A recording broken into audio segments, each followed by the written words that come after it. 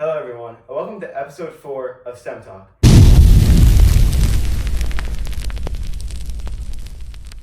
My name's Dylan, I'm also Dylan. and we are here with. I'm Manila Agrawal. So, tell us a little bit about yourself, Manila. So I'm a Livingston mom, and my daughter Aisha is also part of robotics, and I have been working as a data engineer for last 6 years, and I have always also coached robotics teams, FLL robotics teams for about 8 to 9 years. Wow, that's nice. Yeah. So, just tell us a little bit about your journey of how you became an FLL coach as well as a data engineer. Okay. So when my son was in elementary school, now he's in college. So he got into a robotics program, FLL, and that is where I started looking into it. And I realized that it's a great program for learning of kids, and that sparked my interest. And so I did a course from Carnegie Mellon, and I learned EV3 there, and that is where I started my robotics journey as a coach. Wow, that's very interesting. Yeah, and your other question on data engineering.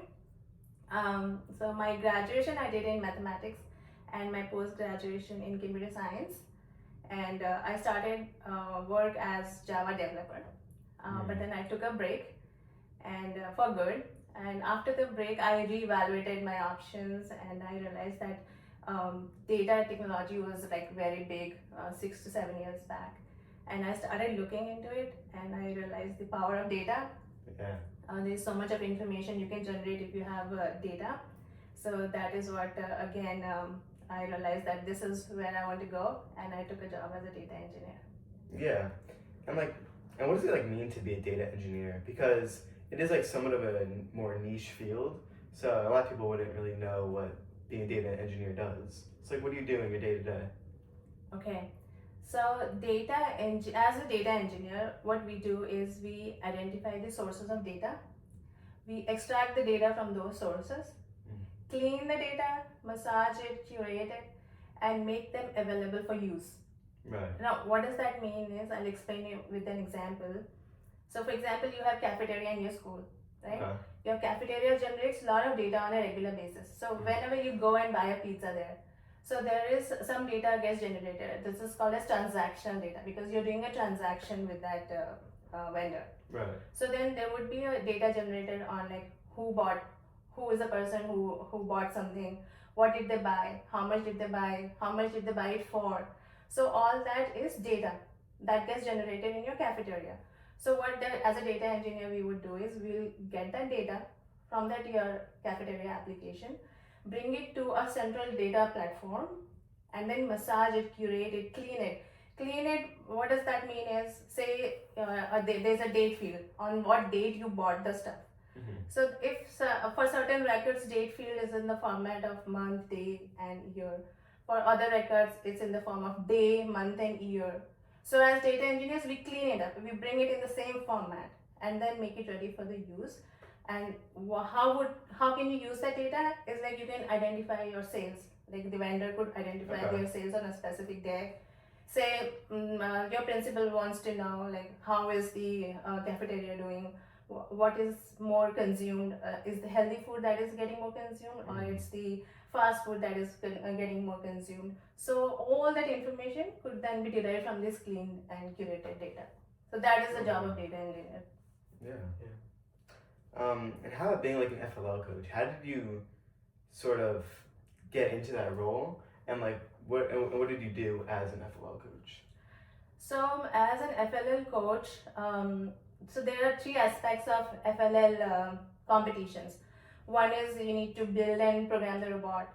Then second is you need to identify a real world problem and come up with a solution to it, and also try to implement the solution. And third is the teamwork.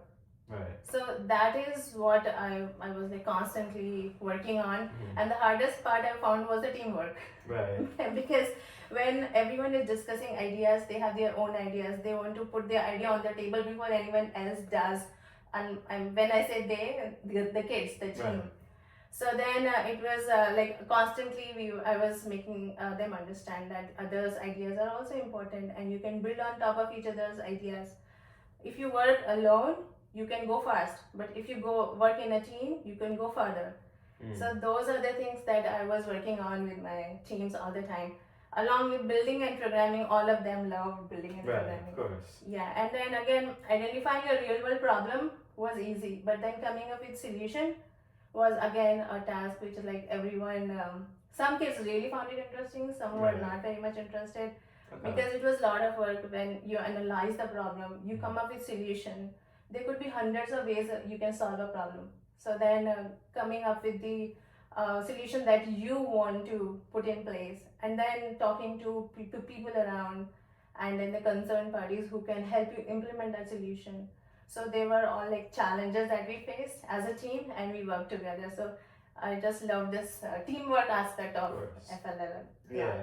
So you'd say like communication and working together is really a key part of like having a strong robotics team. I totally You'd agree. say? It's more important than the individual sort of learning aspect and like how much knowledge someone individually has Agree. when it is a team sport. What would you say is your best piece of advice to a team who's struggling, maybe because of whatever problem? What would you say is your best advice to that team? How can they approach their problem? What can they do? So I would say first step is identify the problem.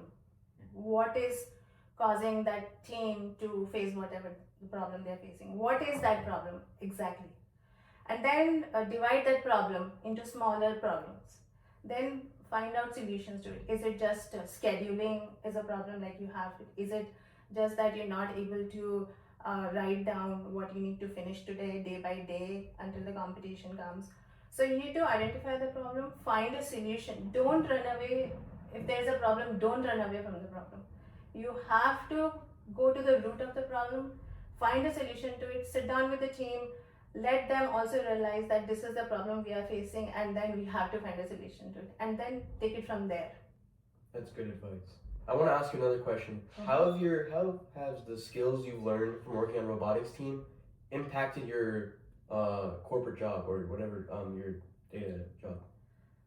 It's a big impact. Yeah. I can tell you, because I have taught this to the kids. So when you teach something, you have to learn it yourself. Right. Yeah. You have to show it to teach it to them. I Yeah. cannot just say and they will learn it. So teamwork is a big thing. I take my whole team together. We work on projects together, and I see different, even at like adults behaving in a similar way. Like they want to do their own thing. They don't. Sometimes they're not focused for whatever reasons. Everyone has their private life also along with professional. So then I apply all these skills and tactics that I used to apply on my robotics team at my work also. And the building and the programming part of robotics, it has helped me a lot. So as a data engineer, I do have to code in Python many a times, and we use Python in FLL also. Yeah. So it's everything that I did in robotics has helped me in my work also. Yeah. Wow. So becoming like such a successful person in multiple STEM fields, what challenges did you experience in your rise to the success, would you say? Challenges, there are challenges. I would say it's more about when you are doing so much, you need to organize and prioritize your work. Right. I think it's always with everyone, even for you, anyone who is progressive, who is striving to achieve something, they would face this challenge. They have like so many things to do. So how you could do it is by organizing and prioritizing your tasks. So even at work, there would be like multiple people who would be coming to me asking for something. So how I like connect with them and make sure I reach out to them and let them know. Communication is another important point. Of course. Like let them know I'm here to help, but I need some time. Right. Yeah. So these are the things. That's one thing, communication, and then organizing and prioritizing your work. Teamwork is another important thing, because when you have your team, you can divide your tasks, you can divide your work, they can help you out when you have other priorities. Yeah. Yeah. So these three things: teamwork, communication, and prioritizing and organizing your work. Right. So like time management type Time of things. management. Exactly. And would you relate that also to being an FLL coach because Mm-hmm. these problems they can't take years to finish. There's a certain timestamp of where you have to create a solution and have a robot. So how does that how would you manage your time being an FLL coach and solving these problems? So when I was an FLL coach, we had limited time every week, like how you must be having limited Yeah. time, right? So again, we had a calendar where we had like planned all the events, all the tasks that we needed to complete on what day, and also we divided the task among the whole team. We had leads. So first we divided what all we need to do, all the subtasks. Then we had lead for each task, like for programming we had lead and two leads, like lead and co-lead. For building we had lead and co-lead. Then for organizing, for teamwork, for activities, for everything we had some certain people who were responsible for that task. And then we had a calendar, and based on that we like prioritized our work, we planned our work, and we had people responsible to complete those work. So if the work is not complete, we know whom to go to, whom to Right. blame to, who is responsible about it, and who needs an improvement. So it would not be like just going and blaming them. We would go and check with them, like what caused that delay, Mhm. what happened, and if there is a way we can resolve the problem, whatever being faced by the team. Right. Right. And with these leads, would they lead the whole team? Like let's say that would the whole team do programming? The whole team also does build, or was it more of these like sub teams where there's maybe 3 or 4 kids who are really good at build, or was it just everyone does everything? Yeah, so in my teams, everyone does everything. Okay. But we had a lead and co-lead who would be responsible if something is not achieved on time. Right. So, and to do that, me as a coach, I used to come into picture to make sure everyone is doing everything. Okay. So there would be certain, there were times like there would be some student would come to me saying, oh, I don't want to do research, I don't want to do coding, I don't want to. So we would like honor their choices, but at the same time, as a coach, I would make sure that they learn the other aspect that they're not interested in too, to give them an exposure, because unless they do it, they would not know if that Right. interests them. Right. So that is what my job was, to make sure everyone does everything. Right. Yeah. Yeah, I do think that's very important because, like me personally, I came on the team wanting to, build a robot and do CAD, but over time I sort of went into this more media role and then online stuff, and I would have never even thought that this would be something for me if I never tried it out. So I do think it's really important. Yeah. That's right. I also wanted to add, like, applying your own experiences and also talking about your FLL team's leads. What would make a good leader, and what would make someone who can bring the team up? I would say for a good leader, communication is the key, and then problem solving skills. Right. So if your team is stuck somewhere, you need to know how to solve that problem. And for that, again, that comes into picture. Identify the problem. Figure out what could be the possible solutions of the problem. What is the feasible solution of the problem that you can actually implement? So these are the two qualities that I think every leader should have.